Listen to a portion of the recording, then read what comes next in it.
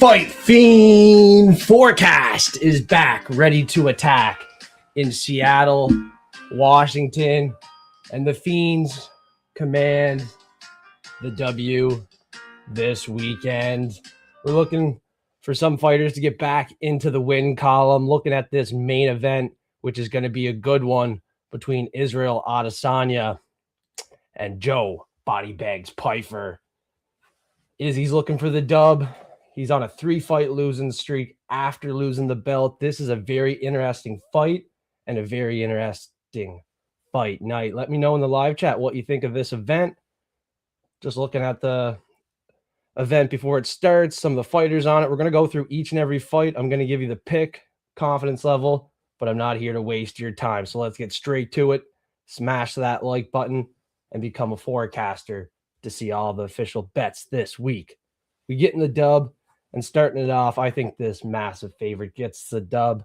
We got Alexia Thainara 13-1 versus Bruna Brasil 11-6. Bruna Brasil looked like she was making improvements at fighting nerds, but I don't think she's at the level of Alexia Thainara, who's new to the UFC, 2 years younger in this fight, and she has the forward pressure and grit to get the win, rather if it's on the judges' scorecards or by a finish. Really like her to win, and I'm not looking at the underdog in this fight. I was expecting a bigger step up in competition for Alexia Thainara, but we do have some cancellations, some fighters had to withdraw, and Bruna Brasil has to step in here relatively short notice, and I don't like the fight for her. Looking at another loss on a not so pretty record. Next fight is a very competitive fight at bantamweight. We got Ricky Simón, Adrian Yanez, and both these fighters seem to be at the same level, in my opinion.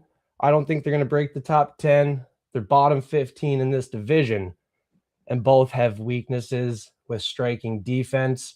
In this fight, who's going to slightly get it done? Because I do believe it's going to be a close one. I think it might be Ricky Simón with the wrestling. He is from Washington.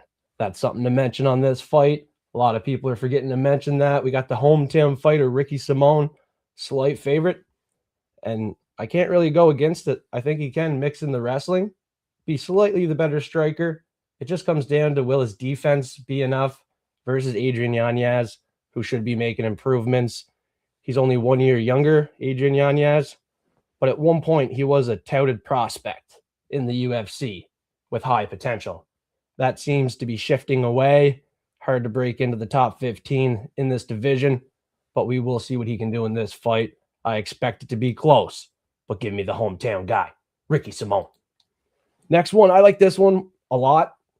One of my most confident picks on the card, Navajo Stirling. He obviously trains with Israel Adesanya, who's in this main event. And they're giving Bruno Lopes, won on Dana White's Contender Series, good fight. But, lost his last one, Dustin Jacoby. Doesn't seem as durable as we first thought. And there's holes in his game. Obviously a big favorite, not really expected to win this one. Navajo Stirling is winning a lot of fights by a decision. He can mix in the wrestling. But if there was ever a time for him to win by knockout, I would expect it to be here versus someone who just got knocked out and shows us holes in the game on the feet. Bruno Lopes did get a win there to Gadzhi Asulov, I do believe it was. Pulled it off as an underdog. That was his debut fight, if I'm not mistaken. I don't think he's going to pull one out here versus Navajo Stirling. Navajo, the problem with him, he just doesn't have a finish yet. No knockouts recently. He beat Bellato by a decision, Ivan Erslan by a decision, Tuco Tacos by a decision, and I bet him by a knockout in the Tuco Tacos fight. Someone he should have finished. Obviously, he's going to continue to improve, but on Dana White Contender Series, we've seen the left hook, round 2 KO. I'm thinking we're going to see it here in this fight. Maybe a round 2 KO once he gets his reads. If not, we honestly could be looking at a decision. Very interested to see the price of the props. And so is Prelim Tim, the Prelim King. He could be looking at a prop here. So stay forecasted. Friday, we're talking about the props of the week on Prop Fiend Show. Prelim Tim went 3 for 3 last week, props of the week. And he might know how Navajo Stirling is going to get this done. And I do believe he's a lock of the week, no matter how he can get it done, versus Bruno Lopes. Lopes was lucky to get a win against Gazia Sulov, who didn't look as good as I first thought he was after Dana White Contender Series. So I really hope Lopes sleeps in this one. But even a decision win, like we're going to see in this fight, would be okay. I do think Navajo is a lock of the week. I can't say either fighter's a lock of the week in this women's fight. It's another very competitive fight on the card that could go either way. Not overly interested in betting. You take Casey O'Neill without being so inactive and having long layoffs, and I do believe she has a lot of potential in the division, but we have not seen her be active enough to have faith in her. She had a win a year and 7 months ago. Nice win to Luana Santos, but was unable to be active after that, which I don't like to see. I will pick her as a slight underdog here. Fernandes is a very good fighter, high IQ. Her striking will maybe be better in this fight. It's going to be a very close one. If anyone's going to mix it up, go for a takedown. I think it will be Casey O'Neill, but she did not have a takedown in her last fight. That's something to note. Can't really have faith in her to go out there and wrestle, but if she has to, I think she can and will. As an underdog, women's fight, I'm picking Casey O'Neill. Not confident, not looking at betting it. And I would say these women's fights in Seattle likely go the distance if you're looking for a safer parlay piece. A lot of these women's fights are going to be competitive, especially the co-main event, which we're going to talk about here later in the show. Right now in the show, we could be looking at an underdog of the week opportunity. Now, I'm back and forth with my good friend Prelim Tim on this one and a lot of other cappers. You got some cappers thinking Tybura still has it. He's not fading yet. But what we've seen in that last fight was a bad version of Marcin Tybura, who fought himself. Big mistake on my content here. It was to Ante Delage. Now, in that fight, Tybura looked like he was taking a, jump off the cliff and not looking like he did versus Mick Parkin the time he submitted Ty Tuivasa. Now, I look at Tyrell Fortune. He has 3 knockouts in his last couple fights. Division II wrestler. He could mix in the wrestling. He's a very hybrid heavyweight, but he's 35 years old. He's still old, and he's making his UFC debut against what is supposed to be the best of best competition. But like I said, Tybura looking like he's taking a huge jump down that cliff, and it's hard to have faith in him. One last time, I think I will, because he has the grappling advantage, not with the wrestling. He's not going to be the better wrestler, but with the BJJ, he has a submission upside. So I don't mind if he gets taken down, because in the Tai Tuivasa fight, he pulled off the submission early, and he could pull off a submission here, Marcin Tybura. I don't want to count him out at 40 just yet. He has been fighting the best of the best in the UFC, and the other side is making his debut fight, fighting a couple low-level fighters at PFL, Bellator. He's fought the much lower level competition. Tyrell Fortune, in my opinion here. I'm going to pull up the record of the guys that he did fight. Fortune, and I don't think it's too pretty for a 17-3 record. His last fight came against a guy 9-6, and he got him out of there in round 3. 17-3, just beat a guy 9-6 in round 3. Before that, 65-32. And this was not a Bellator or PFL. He last fought at PFL and got heel hooked in round 1. He got submitted the last time he was at the PFL, which I think Tybura could find a submission here. And the win after his loss, which started the 3-fight win streak, was to a fighter 20-12. So the last 3 wins by knockout for Fortune are not at the level of a Tybura, even if Tybura has taken a fall off the cliff, in my opinion. Taking a look at Tybura in his last fight, terrible look. He looks terrible. Could be at the end of his career, 40 years old. But looking at the Mick Parkin win, who was undefeated for Tybura, he looked pretty good, and that was just a fight before that. He's back and forth. Tough to get a read on it. Plus money. I'm taking Tybura one last time. This is a tough debut for Fortune, and this is another fighter having to step up relatively short notice. It's one where you're going to look silly if you're on the wrong side of in this heavyweight matchup, in my opinion. I think it's going to be a quick finish for Fortune if he does win. maybe a round 1 knockout.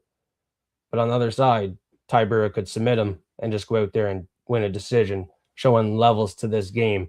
He's fought the way higher level competition. I just mentioned who Fortune beat in his last 3. Debut fight, I don't think he's getting it done.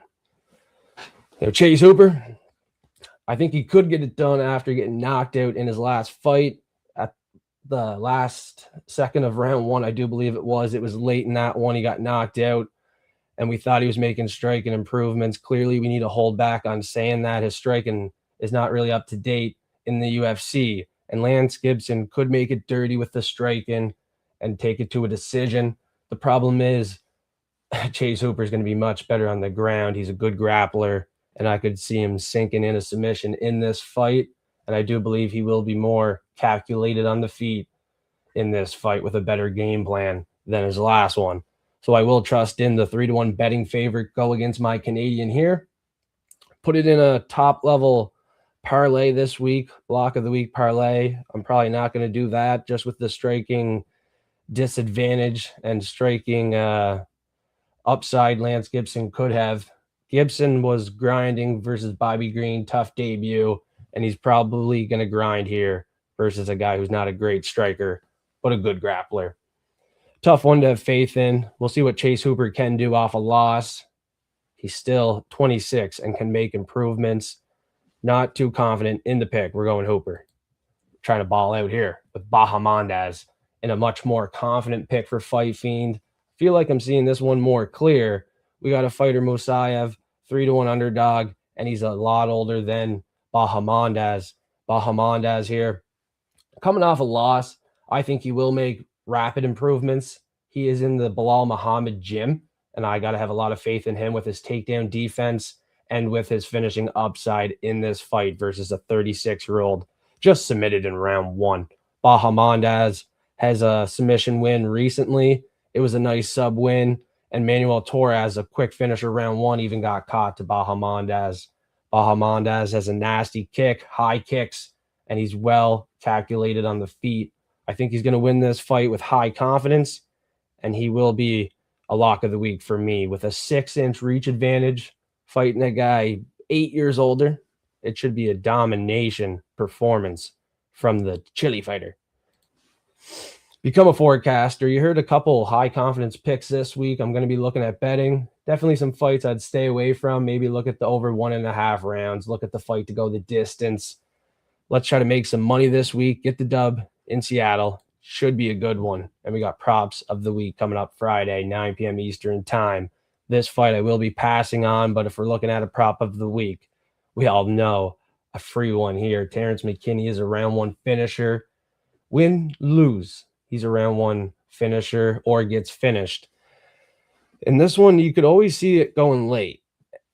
Kyle Nelson, the reason why I will pick against him, he's a guy that's been knocked out 4 times now. The chin I don't think will hold up if Terrance McKinney continues to do what he does, and I can't expect him to do anything different. Terrance McKinney with the quick start, power round 1, and speed should catch Kyle Nelson, who got dropped to Steve Garcia recently in round 1. I'm kind of seeing that go down, but Kyle Nelson can be tough. He's Canadian, and make it late and find a finish late on the ground. Terrance McKinney got submitted in his last fight after losing gas. Could it be a situation where Terrance McKinney gasses out or gets caught on the chin because of the way he fights? Certainly, which is why I don't think I can bet Terrance McKinney anymore. It's definitely one of the fights I will always tune in for, but it's not one I'm looking to bet as much the way he fights. Looking at the under 1.5, there's going to be a time you get burned the way he fights. There was a fight with Ismail Bonfim. It went into round 2. With this one, I don't feel too confident in the under 1.5, but I think Terrance McKinney will catch him round 1 due to Kyle Nelson recently getting knocked out to Steve Garcia in round 1. That's not a whole lot to go off. Terrance McKinney fights crazy, so tune into this one. It's a wild fight.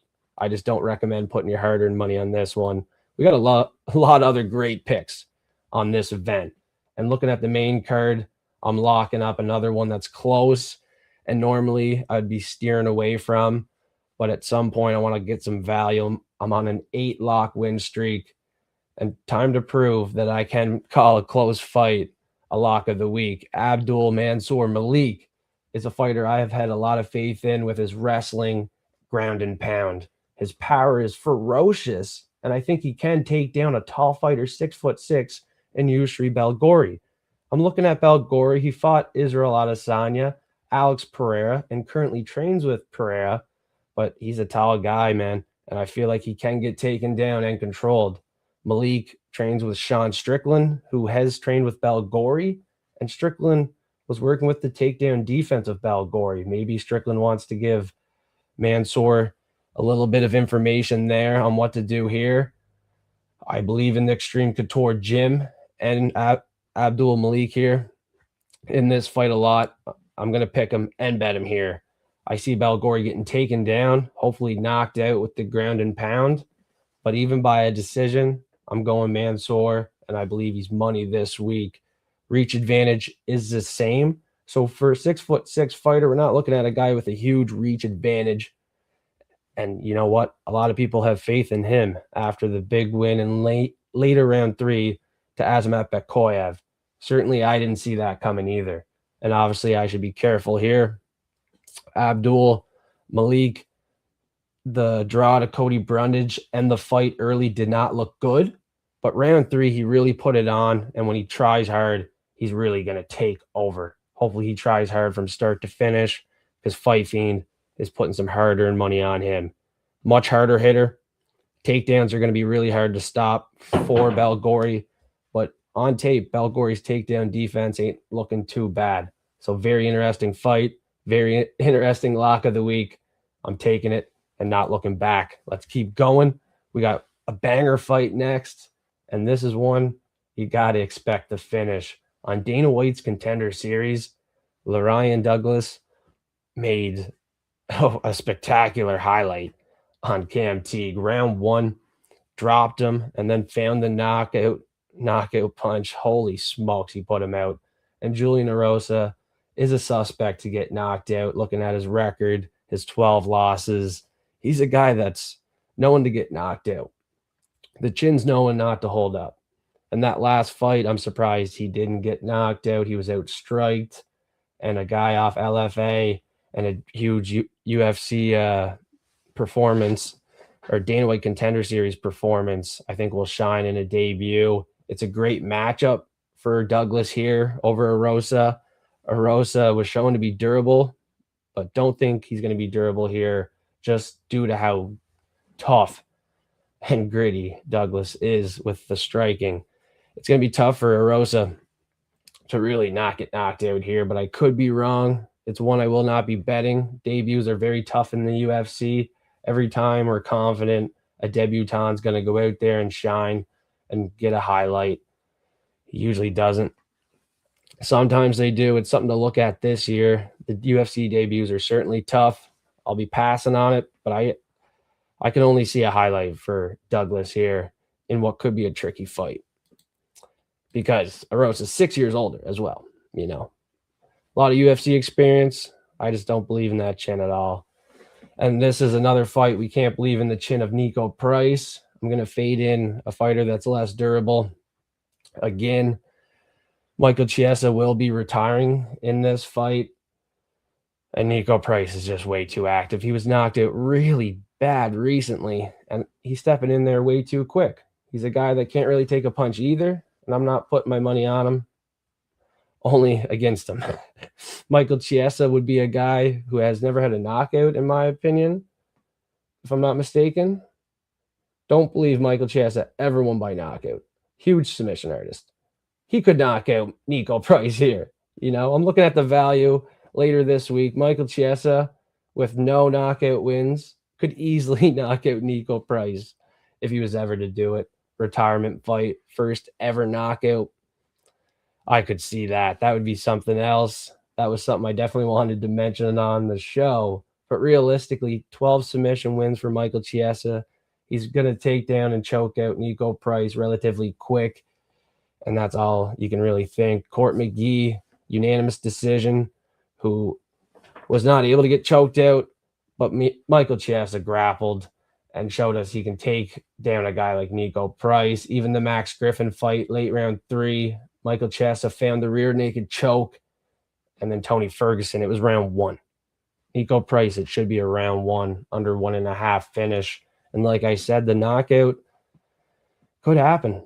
Michael Chiesa has never won by knockout. Let's take a look at the odds this week on that. Niko Price is a guy that's been knocked out 6 times and submitted twice. Definitely want to look at a Michael Chiesa knockout bet on this one. He is a 6-1 favorite. I'm looking at value for sure. You can't really take the money line and have value on that pick unless you're parlaying it. And even if you parlay it, it's not going to boost it up a whole lot. So this is certainly a fight I'm looking at a prop of the week and maybe a value prop this week.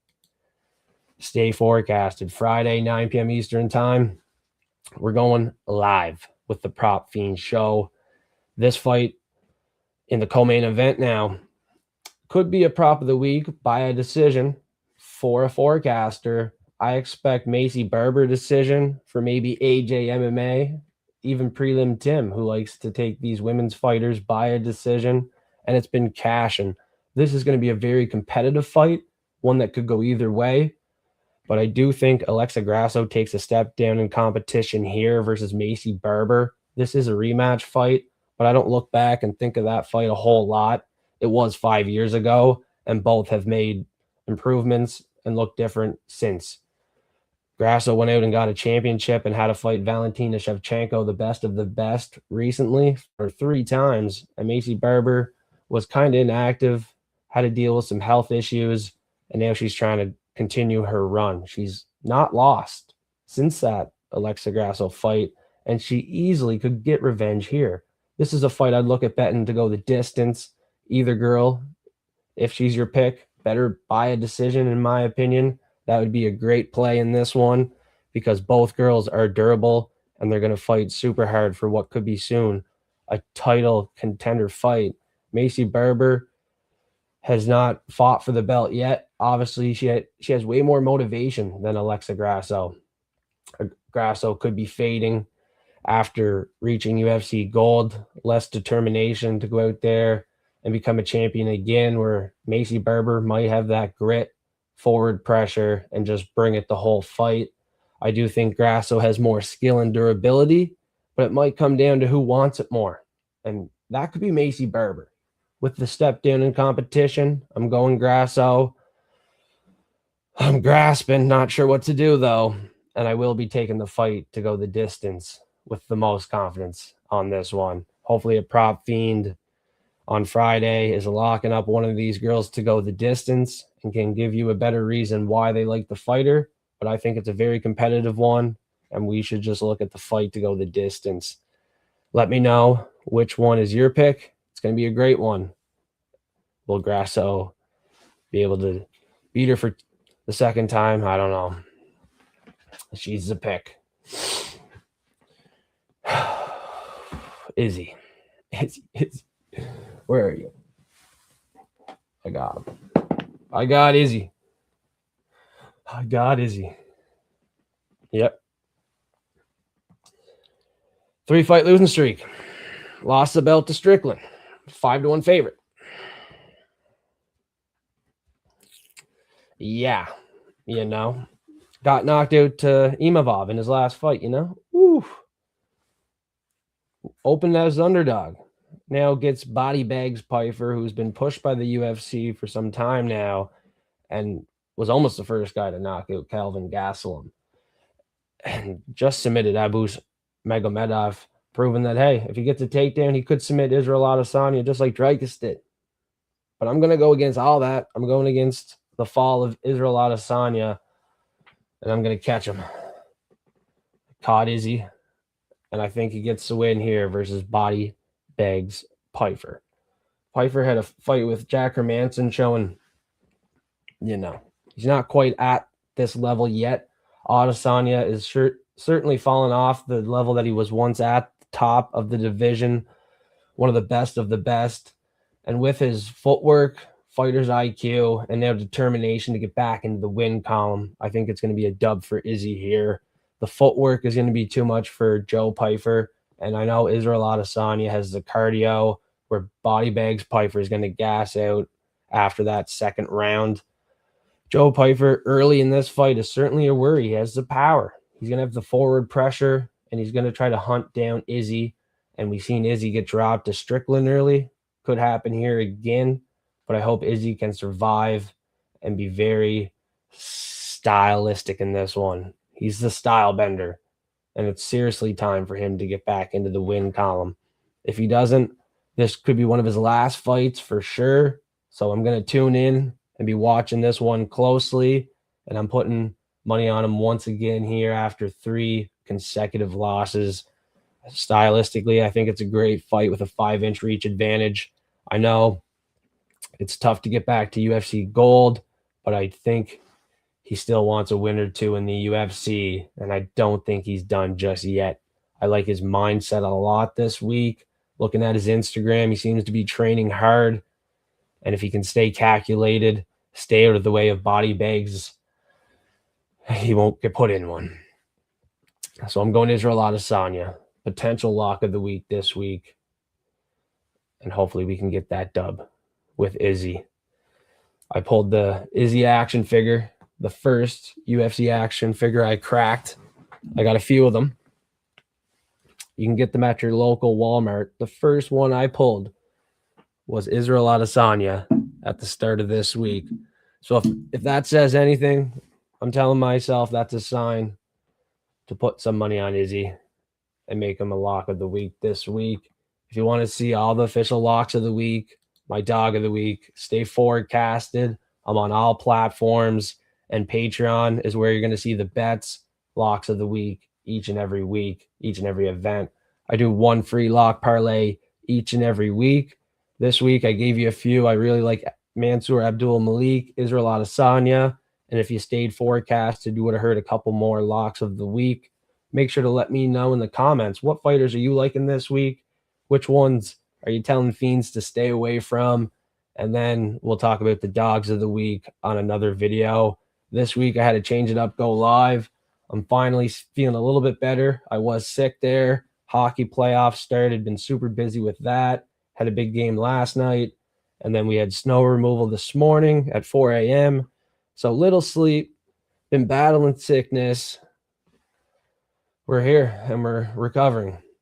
Last week on bets, very good, huge profit. We're looking to keep momentum moving forward.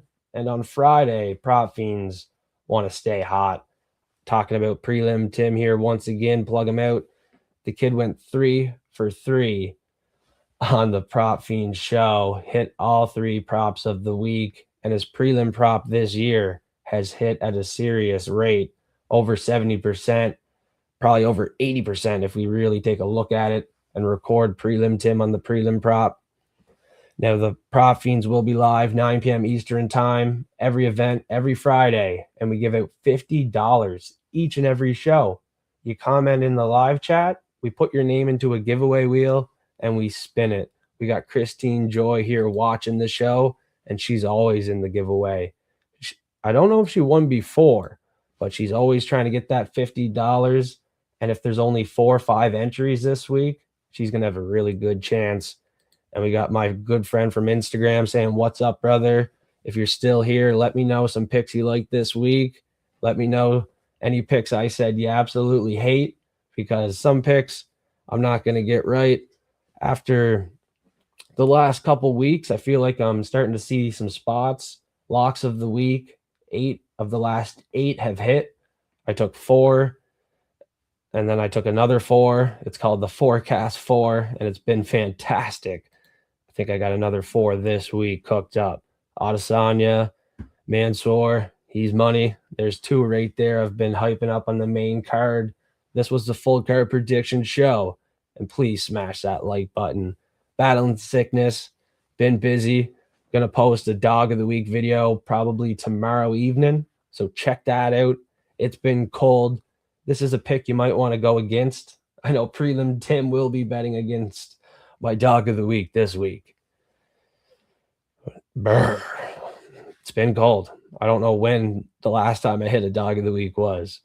And this week, prelim Tim really likes his fortune. Become a forecaster. Stay forecasted. We got more videos coming up, more content. Friday, we also do the Fiend Juice Friday. I have a very exciting one cooked up, poured up. Forgot to pour a drink on the show. Probably needed one. Got the pasties now, so gonna go grab a drink, get some more sleep, and we'll be back tomorrow for another show. Peace out, F3. Thank you for staying forecasted. We out. Let's get that dub. Come on. Let's go.